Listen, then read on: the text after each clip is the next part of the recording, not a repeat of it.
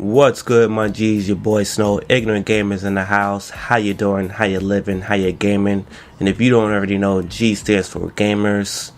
Look, we're back. Another AMA video. And before I get into the video, shout out to everybody subscribe to us. If you are new here, give us about 10 videos or so just subscribe now. And then if you're not feeling us at the end of the 10, you should be interacting with us too. But if you're not feeling us, unsubscribe.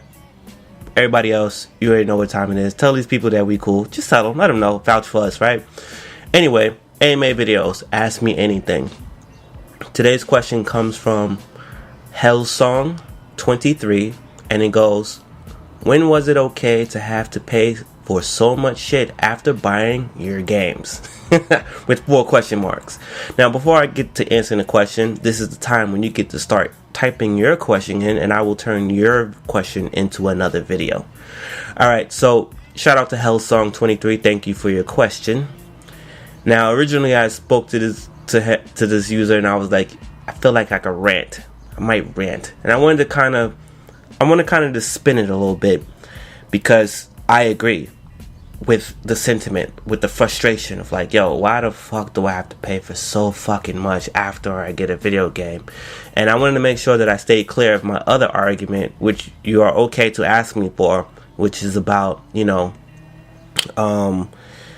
post-game content, post-game, everything, pre-game launching, sending us broken games, and it being patched up with pay, and all this other stuff that can go into it. I'm just trying to seed you. I ain't trying to give you the question.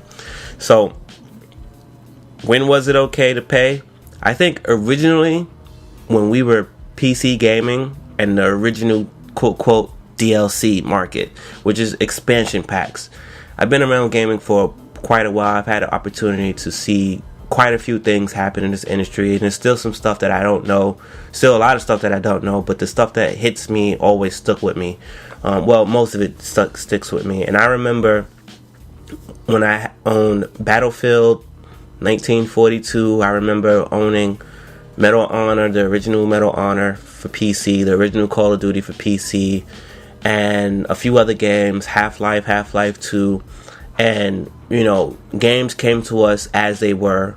If you bought a cartridge, or a CD on a CD-ROM based game on a console, you didn't have any type of way of getting it fixed if there was some shit wrong with it. But PC didn't have that issue, because if the developers didn't go fix it, there was some brilliant ass dude who just happened to know something about fixing shit, and he fixed it.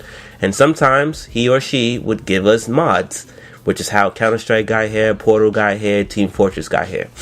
So I remember playing Battlefield, and I was like, yo, damn, son, I need more, I want more. And this is after months and months and months of playing. You're like, yo, I want more content. Same thing with Call of Duty, same thing with Medal of Honor. You're like, yo, what we got to do to get more content? Same thing with Half-Life. And then, boom, expansion pack. What? Granted, expansion packs were like $50, but it was like, yo, I get more. And with these expansion packs, for the most part, you got more story, some side stuff. You know what I mean? Some side stories to some characters or whatever, or maybe a different part of the war if it's a war game. And then you got some more maps. And you were like, yo, this is amazing. Now, looking at those expansion packs, which is today called DLC, in some ways you can argue that we get more, and in some ways you can argue that we get less. Like if you take Battlefield Premium, right? Battlefield Premium, at least for Battlefield 3 and Battlefield 4, is the truth. Hardline is questionable, because Hardline follows the same swindle bullshit as Battlefront, which no one caught. Premium on Battlefield 3 and 4, you were paying $50, which DLC usually packs cost about $15. So you're paying $50 to cut that price, right? And you are getting 5 pieces of DLC with 4 map packs per. Some of them had modes with it. Some of them had guns and modes. Some of them just had guns, right? So that's cool. The reason why I'm singling out Battlefront and Hardline is because you're still paying that $50 price, but there's only 4 map packs, and they did not adjust the maps that you get in the packs. See, with Battlefield 4 and 3, you're getting 4 map packs per. You're still getting 4 in Hardline. You're still getting 4 in Hardline, but you're getting 1 less, but you're still paying $50 for it. That brings me to my next part of this thing.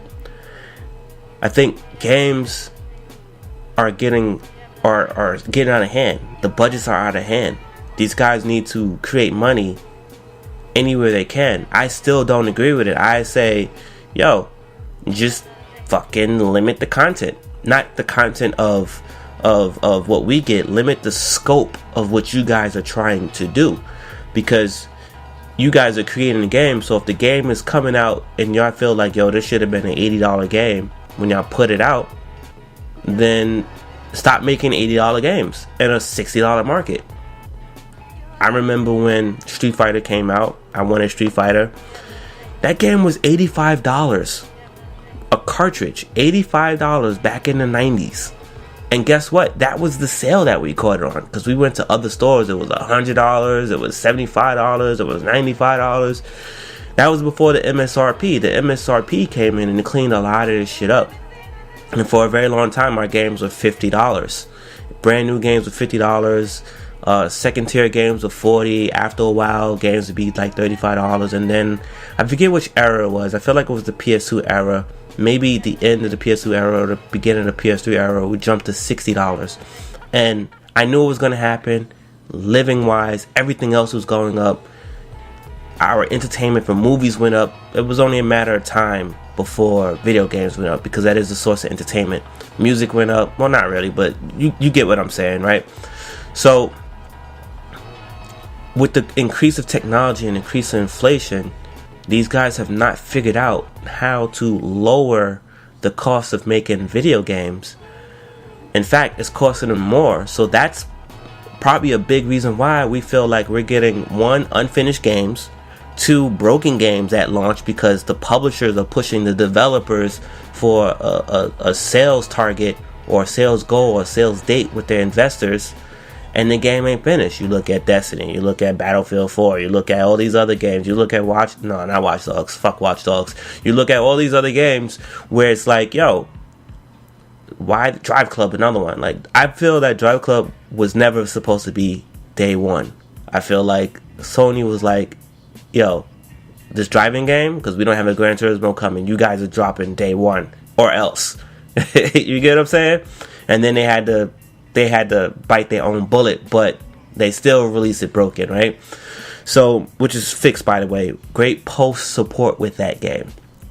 So, going back to my earlier point, it was okay when there was true expansion packs. It's not been okay since we buy shortcuts now, because time is an issue. It's not okay when we're paying to complete the game. You look at Battlefront. I know I'm picking on EA right now, but this is a little different. Star Wars Battlefront. This game came out. Granted, it had a shitload of modes. I'm not taking that from it. It had a shitload of modes. No single player campaign. They said that up front, but that's still an issue because most of the Star Wars fan base, which was going to buy their game, wanted some kind of campaign, right? So what happened was, me and Ramon did the review. We started noticing, yo, this game is short on maps for the modes. So, like, imagine having a game where you got 12 maps. Don't let me start talking about games like SOCOM and shit like that, right? You got 12 maps for all these modes, right? Half of these maps aren't even available for half of the modes. And then a quarter of these maps is only available for the big mode. That's an issue. That's an issue. That's like saying Street Fighter launches with 12 characters and 16 characters and you only got 10 maps. Wait, I think that did happen. Right? So, you know, we're paying for so much afterwards to feel like you have to complete your game. Like, season passes are dropping before the game could drop in the store. Before you could buy the game digitally, you dropping money on a season pass. And then when you get the actual game, you feel like, well, wait a minute, are they selling me the rest of this game? Now back to Battlefront. Battlefront been low-key sliding free updates in the game to make up for what the game did not launch with. And I really do think, and I'm talking about maps and shit, and I really do think is they're doing that because they got a little heat of what was going to be in the DLC season pass. You know what I mean? Now, Season Pass to me was a great thing. because Season Pass was talking like, well, if there's a season, what's a season? There must be multiple seasons, right? 2 seasons, 3 seasons. And I'm okay with that if I love the game. Like, I look at a game like Call of Duty. Let's start with Black Ops, right? No. Let's start with Ghost, because that's where the atrocity really hit the fan. If Ghost came out, because Call of Duty came out every year, right? If Ghost said, yo, we got season pass, okay, cool. The game comes out, the first content we play for about 9 months, right? And then after the 9 months, I don't know why I picked 9 months. Let's say 6 months, right?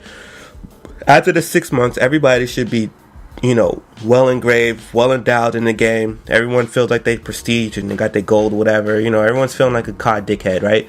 So then they go, yo, season 1 begins. Ghost Pack 1, right? Boom, okay, cool. That's 6 months, another 6 months. Okay, well, do we announce another COD, or what do we do? Now, COD didn't come out every year, which it feels like DLC every year, but we're not gonna get into that. They could do another season pass for another 6 months, and then another one for another 6 months for that one game. So everybody that owns Ghosts can have that for a couple of years. Granted, if the support's there, right? But instead, we get an expansion pack as DLC disguised as season pass to complete your game that was probably short on maps. So you get a game that's like Call of Duty Ghosts, and I'm actually using a hypothetical because Ghost is used, as much as I don't like Call of Duty, Ghost is one of the most complete games to drop every year. There's a campaign, doesn't matter how long the campaign is, it's a campaign, there's a multiplayer, and then there's a co-op. It doesn't matter if it's zombies or that alien shit, no matter what, or Spec Ops, you get 3 things, and all 3 of these things are fully fleshed out. Even with Black Ops 3, multiplayer, zombies, and then the campaign, which you could do again with zombies, with 4 of your friends, 3 of your friends. So as much as I like to slam Call of Duty, they happen to be the most complete product every year drops, right? You can't say the same thing about every other game that comes out. You really cannot. And it's to the point where people are paying to win in fully purchasable games. We're paying for more shit. You want more content. That's cool, but then you're paying for unlocks. You're paying for early access. You're paying for multipliers to help you grind for the game that you already paid for, or you could just pay for it to get around the grinding. And that's where the problem is. On top of dropping these broken games on games that aren't finished. I look at Drive Club, which had a horrible launch. The game is amazing in terms of how they supported that game. Both free content, which was legitimately free. They had a whole calendar. We knew everything we were getting up until the calendar that they expired. And when the calendar expired, they found more shit to give us, including they shipped us out some bikes, which was additional content. Now, if you never bought Drive Club, you're like, what the hell with those bikes? Guess what, sir? You can buy the bikes if you just happen to like bikes. You don't have to play the regular Drive Club. You could just buy the bike mode. Another game that's been excellent at that, but you got to pay for it, is the Forza series. Forza has been great with supplying car enthusiasts with cars. Point blank, period. They got their season pass, which comes with amazing shit. And then if you want to extend the game, for the sake of cars, because there's no fucking tracks, there you go, right? So in some cases it makes sense, but I feel like the industry has making a very, very, very conscious decision to have people like Hellsong and even myself feel like, yo, what's going on, B? Like, what the fuck's going on? And the pre-order shit is another issue. I remember NBA 2K shipped out games without the All-Star game unless you fucking pre-ordered the shit. And I think if you wanted it, you had to pay like $15 for the All-Star weekend. That's some silly shit if you asking me, right? But I feel him. It's never been okay. It's only okay when you're trying to extend the game. The other issue is that us as gamers have a very short attention span. So to do the long drawn out thing that I even mentioned with the Call of Duty is kind of hard to do, unless you're a niche game. If I was Call of Duty, I wouldn't either. I'd keep it $60 per. Why the fuck I care? You know what I mean? And you got 3 franchises working under one you got 3 companies, 3 developers working under one franchise. And again, as much as I slam Call of Duty, they're one of the few that's actually doing it correctly. I don't agree with them coming out every year, but it's not like it's the same developer. They just recently went to 3. So, you know, yeah, that's my feelings on it, man. So, Hellsong, thank you for the question. It's a rant video. I kind of scaled back on a rant. I didn't want to sound like I was bitching. There's been a lot of bitching going on in game, and it's been killing me. But, you know, I never really felt like it was okay unless we were extending the game to enjoy the game, not to complete the game. You get what I'm saying? So, anyway, if anyone else have any questions, including you, Hellsong, be sure to leave a comment. Leave it in the section below.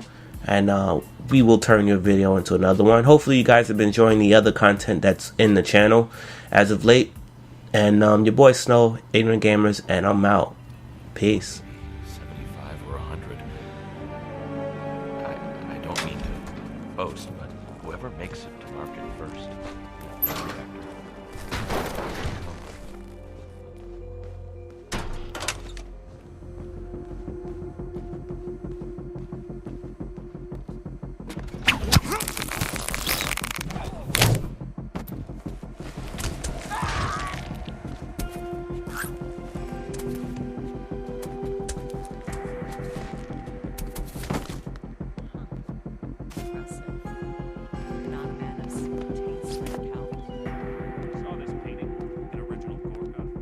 Thing is, I could have sworn stupid snobs. They don't even know what's going on. Well, there's stuff in their face.